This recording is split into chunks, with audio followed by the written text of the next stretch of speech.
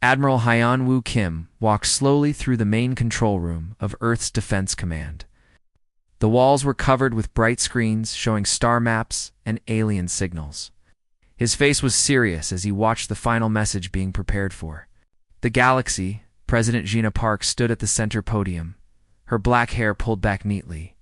She wore a simple blue suit that made her look both professional and approachable. Behind her, the flags of all Earth nations hung together for the first time in history. "People of the galaxy," she began, her voice calm and clear. "We are humanity from the planet Earth. We come in peace and friendship. We ask to join your Council of Worlds and share knowledge with all living beings."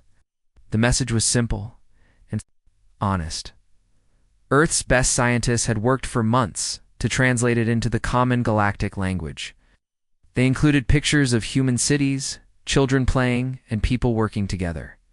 The transmission showed Earth's technology, their fastest ships, their most powerful weapons, their greatest achievements, light years away. The message reached the massive council chambers on Nexus Prime. The building was so large that entire cities could fit inside it. Representatives from hundreds of alien species sat in floating chairs that moved through the air like graceful dancers. The Zephyrians were the first to react. Wow. These beings looked like living crystals that grew from the ground. When they laughed, their bodies created musical sounds that filled the air. Their leader, crystal singer Velanara, found the human message especially funny. "Look at these tiny creatures," she sang, her voice like wind chimes. "They think their metal tubes can travel between stars. How sweet and innocent they are." Massive Karathi Empire representatives sat in the highest seats. There were giants covered in thick armor that made them look like walking mountains. High Commander Vexstar was so large that his chair was the size of a small building. His deep voice rumbled through the chamber like thunder. "I have war machines that could crush their entire planet," he boomed. "Yet they show us pictures of their little ships, as if we should be impressed. Perhaps we should keep them as pets." The council speaker Mordok raised his many tentacles for silence. His species had ruled the galaxy for over 10,000 years. They had seen countless young races try to join the galactic community, and most had failed badly. "These humans are amusing," he declared, his tentacles moving in patterns that showed his thoughts. "They have discovered basic space travel and think they are ready for the galaxy. They still fight wars on their own planet, yet they speak of peace." The alien representatives began discussing humanity's message. Some found it entertaining, others found it pathetic. The Vorthok Collective, known throughout the galaxy as master strategists, analyzed every word and image.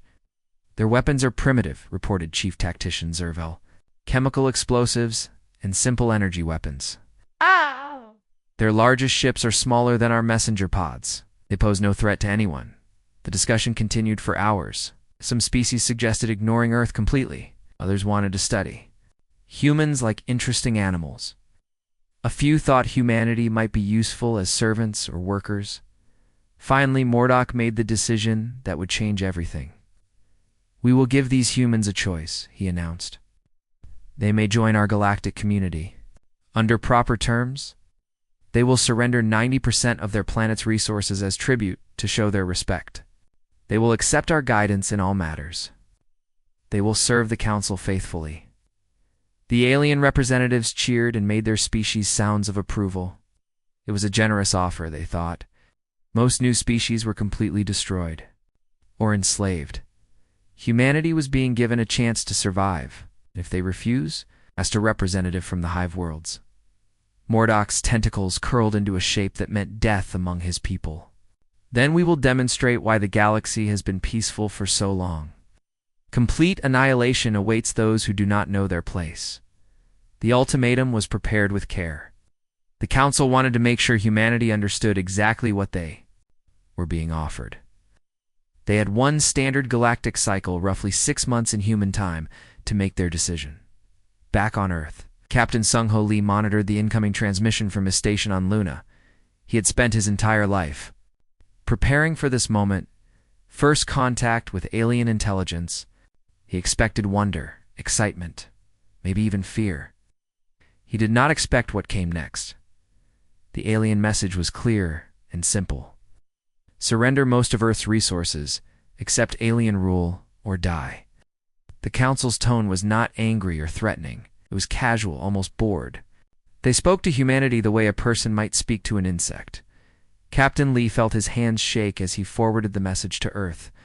Around him, his crew read the translation with growing disbelief.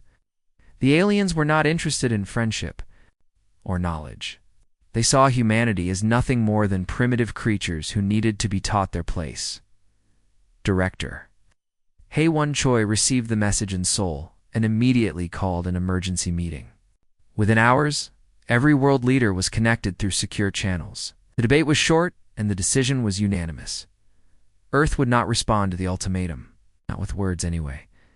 The galaxy had just made the worst mistake in its long history.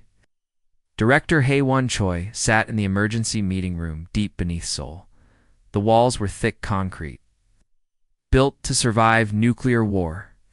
Around the large table sat leaders from every nation on Earth. President Gina Park looked tired but determined. Her hands were folded on the table as she listened to the debate. "We could try negotiating," suggested the European Union representative. "Maybe they will accept less than 90%. "No," said President Park firmly. "They are not treating us as equals. They see us as animals to be trained." General Woo Jin-song stood up from his chair. He was an old soldier with gray hair and scars on his hands from years of service. "The aliens made one big mistake," he said quietly. "They gave us 6 months to prepare." The room fell silent. Everyone understood what he meant. 6 months was not much time for diplomacy, but it was enough time for war. Dr. Manesio Yoon opened her laptop and began typing quickly. She was Earth's leading expert on alien technology. For months, she had been studying every signal and transmission from the Galactic Council. "I can have the first analysis ready in 24 hours, she said. "We need to understand their technology before we can fight it." Captain Borum Kong raised her hand. She commanded Earth's largest space fleet, though it was tiny compared. 2 alien forces. "My ships are already moving to defensive positions," she reported. "But we need better weapons if we want to win." The decision was made without a vote. Earth would not surrender, and Earth would not negotiate. Humanity would prepare for total war against an enemy that controlled the entire galaxy. Within hours, the silence began. Every communication array on Earth went quiet. No messages were sent to the aliens. No diplomatic channels were opened. From the galaxy's perspective, humanity had simply vanished. The aliens' monitoring stations detected massive activity across human space. Construction projects began on every human colony. Asteroid mining operations expanded rapidly. Encrypted communications filled the space between Earth and its outer settlements. Colonel Yoon-ji Kim took command of the new training facilities on Yoonji, Mars. Thousands of soldiers arrived every day to learn new fighting techniques. They practiced boarding enemy ships, fighting in zero gravity, and using alien weapons captured from previous encounters. "The aliens are bigger and stronger than us," she told her trainees. "But they have never fought anyone like humans. Have ruled the galaxy for so long that they have forgotten how to really fight." On Europa, Captain Jae-won Park supervised the construction of new ship designs. These vessels looked nothing like Earth's previous spacecraft. They were built for stealth, speed, and surprise attacks. Every ship was designed to be expendable, crewed by volunteers who understood they might not return home. The weapons were different too. Human engineers had studied alien biology and found weaknesses that could be exploited. They created guns that fired specific frequencies of sound to disrupt alien nervous systems. They built bombs that released chemicals deadly to certain species but harmless to humans. Lieutenant Commander Yan Si-kan commanded the Stealth Mine Project. His teams worked around the clock to place thousands of hidden explosives throughout the solar system. Each mine was designed to activate only when alien ships approached. "They will come expecting to find scared humans begging for mercy," he told his workers. "Instead, they will find the most dangerous trap in human history." The aliens watched all this activity with amusement. Council records showed that primitive species always panicked when faced with superior force. The humans were probably building shelters to hide in or preparing tribute to offer the council. High Commander Vexstar of the Karathi Empire found the human response particularly entertaining. Look at them scurrying around like insects. He laughed. They think their little construction projects will save them. The Vorthok Collective agreed. Their analysts had studied human behavior and concluded that the species was paralyzed by fear. They are building randomly, reported Chief Tactician Zervel. No coordination, no strategy, pure panic. But the aliens were wrong. Every human project was carefully coordinated. Dr. Yoon had created a master plan that connected every facility, every weapon, every ship, into a single massive trap. On Earth, families said goodbye to their loved ones. Children who were old enough joined the military. Elderly people worked in factories building weapons. Everyone understood that humanity's survival depended on the next 6 months.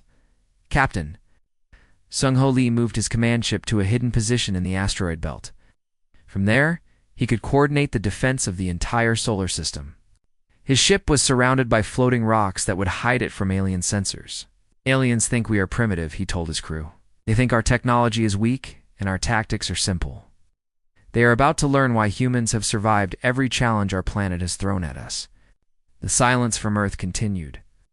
No diplomatic messages, no pleas for mercy, no offers of compromise. From the galaxy's perspective, humanity had disappeared completely. But humans were not hiding. They were preparing for the greatest battle in their history. When the aliens finally came to collect their tribute, they would find something very different from what they expected. The galaxy had given humanity 6 months to surrender. Instead, humanity had used those 6 months to become the most dangerous force the galaxy had ever seen. Commander Du-Hyen Lim floated in his tiny fighter ship among the cold rocks of the asteroid belt. He had been there for 3 weeks without moving, his ship's engines completely shut down. The metal around him was so cold that ice crystals formed on the inside of his helmet. But he stayed perfectly still, watching and waiting. His communication device buzzed softly. The message was simple. They are coming. A light years away, 3 massive ships dropped out of hyperspace at the edge of the solar system. Each vessel was the size of a small moon, covered in weapons that could destroy entire planets. They moved slowly through space like floating mountains, their hulls gleaming with alien metal. Admiral Korath stood on the bridge of the lead ship. Looking out at the empty space around Earth's sun, he was a giant creature covered in thick armor, with 4 arms and eyes that glowed red in the dark. His species had conquered hundreds of worlds, and he had never seen a battle they could not win. "Where are the human ships?" asked his tactical officer, a smaller alien with tentacles for arms. "Our sensors show no vessels, no stations, no signs of life." Admiral Korath made a sound that was like laughter in his species. "They have fled, of course. These primitive creatures probably saw our ships coming and ran to hide in their outer colonies." The 3 alien ships moved deeper into the solar system. Their shields were down because they saw no threat. Their weapons were powered but not aimed at anything specific. This was supposed to be a simple demonstration to scare the humans into surrendering, hidden throughout the solar system. Thousands of human soldiers watched the alien fleet approach. Captain Yansek Han crouched inside a hollowed-out asteroid, his hands on the controls of a nuclear mine. Lieutenant So-Young Kim drifted in her fighter near Jupiter's moons. Her ship's heat turned off to avoid detection. The aliens passed through the outer planets without seeing anything unusual. Their advanced sensors could detect energy signatures and metal objects. But they could not find ships that had been powered down for weeks. "Perhaps the humans are all hiding on their home planet," suggested the tactical officer. "Should we broadcast our message now?" Admiral Korath shook his massive head. "No. We will move closer to their world. I want them to see our ships in their sky when we deliver the Council's final warning." The alien fleet continued toward Earth, moving past Mars and through the asteroid belt. They flew directly through the area where Commander Lim and hundreds of other humans were hiding. The alien sensors detected the asteroids, but not the tiny human ships concealed among them. On the lead alien ship, the communications officer began preparing the surrender message. It would be broadcast to every human settlement, demanding immediate compliance with the Council's terms. The message was designed to terrify and overwhelm primitive minds. But the humans were not terrified. They They were angry. Captain Tae-hung Park commanded a group of kinetic kill vehicles that had been launched months earlier. These weapons were simple, just chunks of metal accelerated to enormous speeds. They had been drifting through space for weeks, following carefully calculated paths that would bring them to this exact moment. Major Ji Hai Choi led a boarding party, hidden inside a fake cargo container. Her soldiers wore special suits designed to fight in alien environments. They had studied alien biology and knew exactly where to aim their weapons for maximum effect. The alien fleet reached Earth's orbit and began their intimidation display. They fired their weapons at empty areas of space, creating brilliant explosions that lit up the night sky. The display was meant to show humans the power they faced. Admiral Korath opened a communication channel to Earth. "Primitive humans," he began, his voice booming across all frequencies. "You have seen our power. You have 6 of your days remaining to surrender. Bring your tribute to this location, or your world will be destroyed." The message was broadcast to every human settlement. But instead of panic, it triggered something else entirely, deep in his bunker. General Wu Jinsong received the alien transmission and smiled grimly.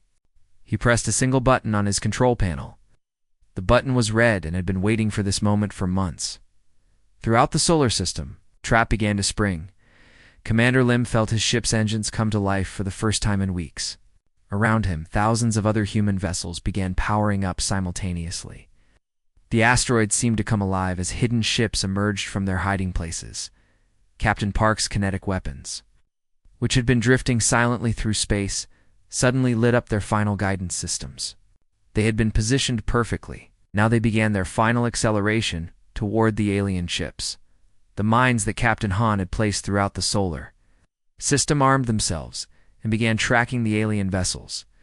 Nuclear explosives that had been waiting in cold space for months suddenly became active.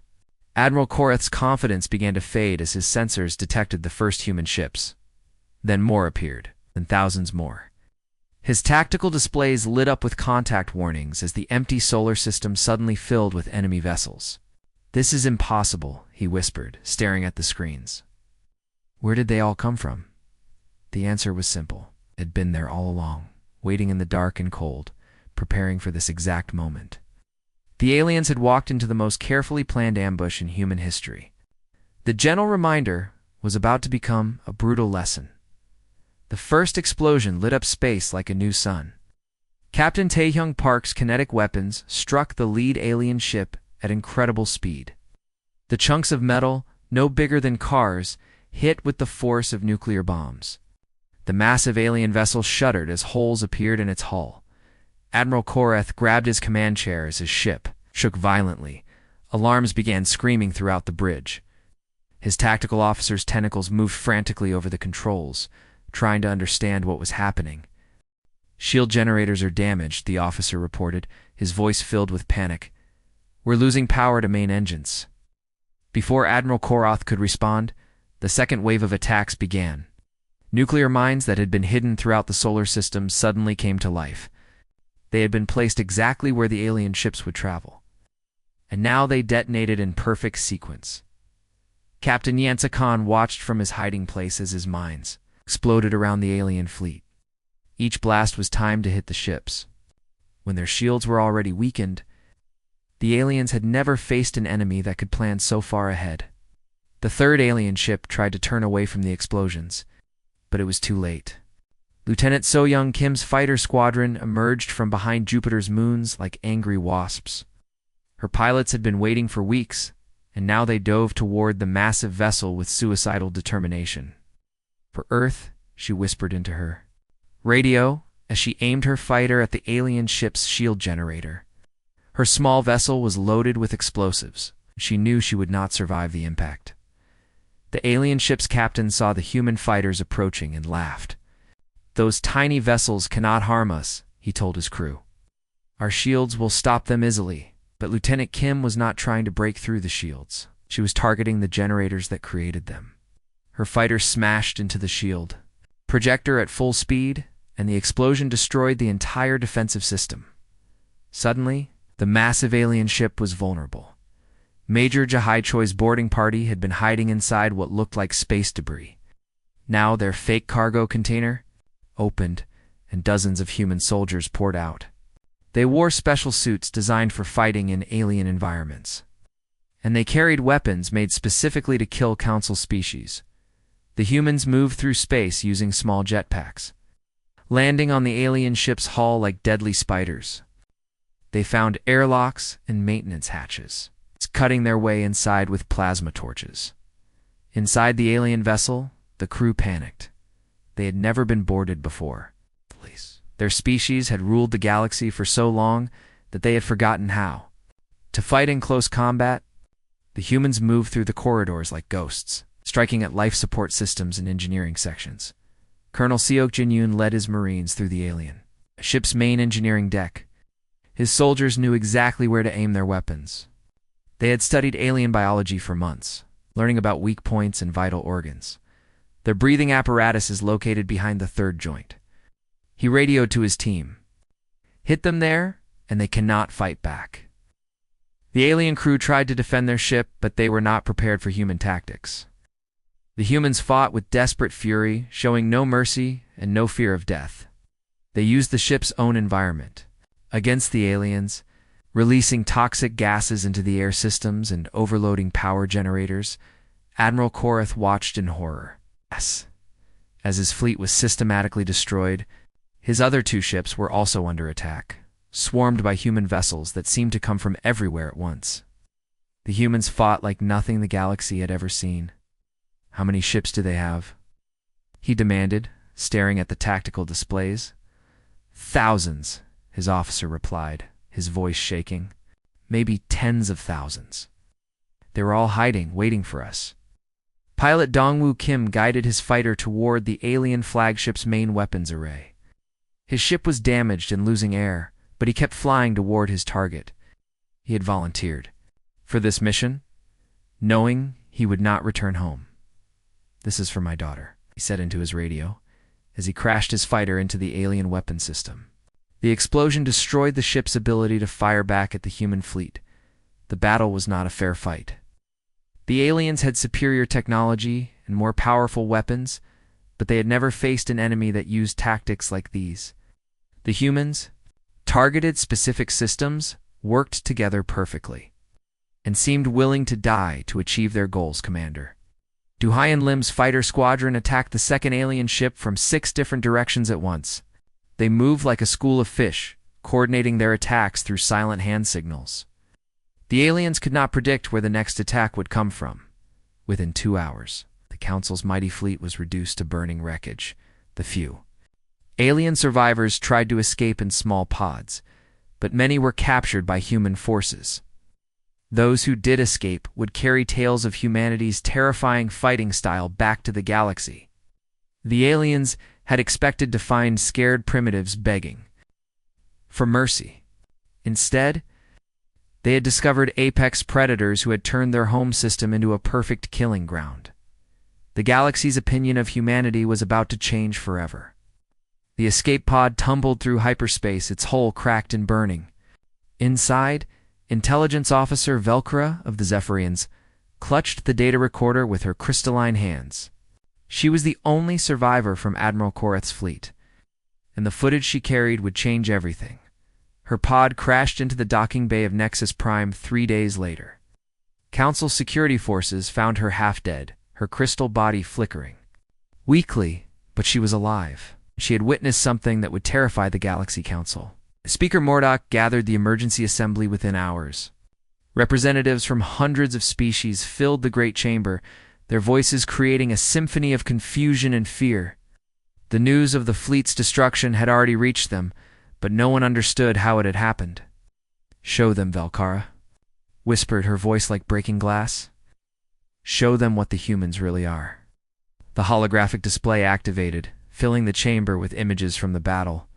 The assembled aliens watched in stunned silence as 3 massive Karathi dreadnoughts were torn apart by swarms of tiny human ships. They saw human pilots ramming their fighters into shield generators, soldiers boarding alien vessels through maintenance hatches, and explosions that had been planned months in advance. High Commander Vexstar of the Karathi Empire stood up, his massive form shaking with rage. "This is impossible," he roared. "My ships were invincible. How could primitives destroy them?"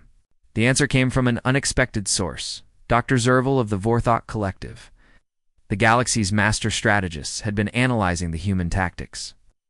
His species had conquered 1,000 worlds, but they had never seen anything like this. "They are not primitives," he said quietly, his voice cutting through the chamber's noise. "We made a terrible mistake. These humans are apex predators who have been hiding their true nature." The footage continued to play. The aliens watched human soldiers moving through their ships like deadly ghosts, targeting specific systems with surgical precision. They saw coordination that seemed impossible, tactics that turned every human weakness into a strength. "Look at how they fight," Dr. Zerval continued, pointing at the display. "They use their small size to access areas we cannot reach. They turn their fragility into speed and stealth. They have weaponized their own biology against us." Crystal Singer Velinara, leader of the Zephyrians, made a sound like wind through broken crystal. "But they are so few. How can one species threaten the entire galaxy?" The answer came from Earth itself.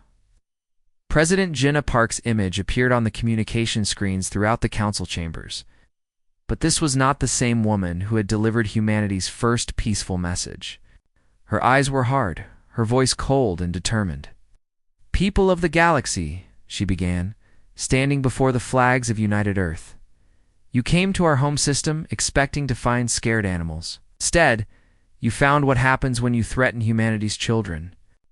Behind her stood General Wu Jin Song, Admiral Hyen Wu Kim, and the other architects of humanity's victory.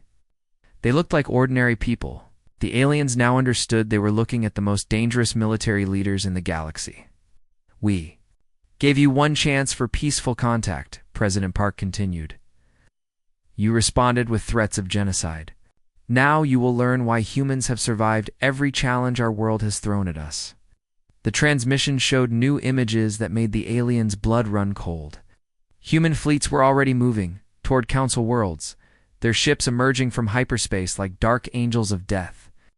The humans had not just defended their home system, they had gone on the attack.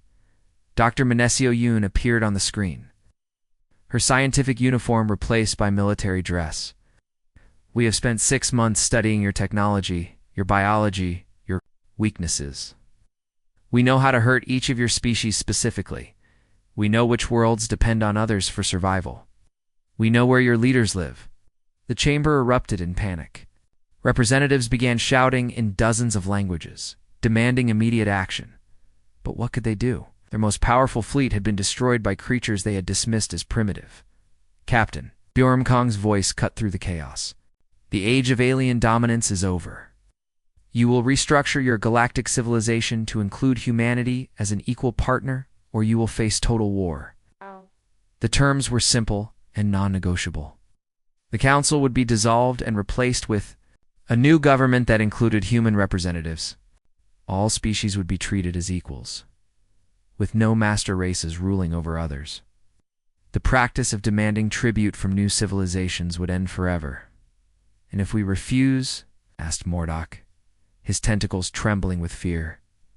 General Song's answer was delivered with quiet menace: "Then you will join the Karathi fleet in extinction. We have turned our entire species into a weapon, and we will use it to reshape this galaxy." The footage showed human Marines fighting with desperate fury, pilots sacrificing themselves for victory, and commanders who planned their battles months in advance. The aliens realized they were not fighting a military, they were fighting an entire species that had chosen war over slavery. Council Speaker Mordok looked around the chamber at the faces of his fellow representatives. They were all thinking the same thing. How do you negotiate with a species that fights like demons and plans like angels? The galaxy had awakened a sleeping giant, and now they would learn to live in humanity's universe?